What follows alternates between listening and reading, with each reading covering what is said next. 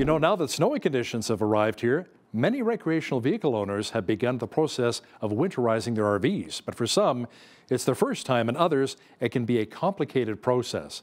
BCN's Landon Hickok visited Skyline RV here in Lethbridge to discover what you should do when preparing your RV for the cold winter months ahead.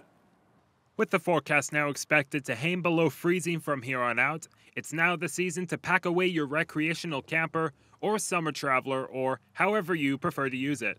I spoke with the owner of Skyline RV Travel Center, who's been assisting customers for 47 years, and he and his son shared their knowledge in preparing RVs for the cold weather ahead.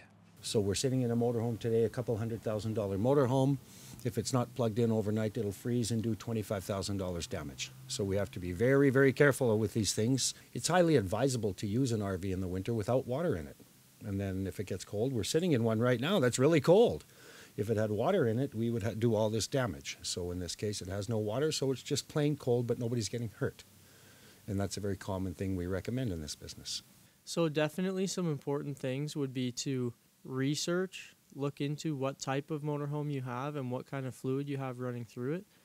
Because in a motorhome like this, we have a water tank and there's lines, water lines going to the sink, going to the water heater, all over the place. And if it gets cold, you're going to blow all that plumbing out. Units like this also come with diesel generator and various other power supplies that you can run your heat on, and that'll keep you warm throughout the winter. Of course, it doesn't just apply to those storing them for the winter. There is a growing trend of people who find themselves living in RVs due to high cost of living. The owner of Skyline RV, Brian, says it's not something he's seen as much before, but similar measures still apply. You know, rent can be over $2,000 a month. I had a couple earlier this year, 83 years old, and they financed an old RV for $400 a month because they couldn't pay the rent. We've had at least a half a dozen clients do that this year, and I pride myself and my family in being toy salesmen, but now we find ourselves being house salesmen for people that can't afford rent. And that's kind of a sad part of what we're doing now. We never planned the business to be that way. We like being toy salesmen.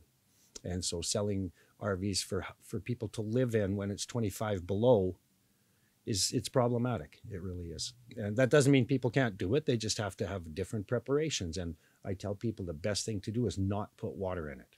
Ultimately, however, Brian says the best way to prepare for your RV for the winter is to just drive 1,500 miles south. For Bridge City News, I'm Landon Hickok.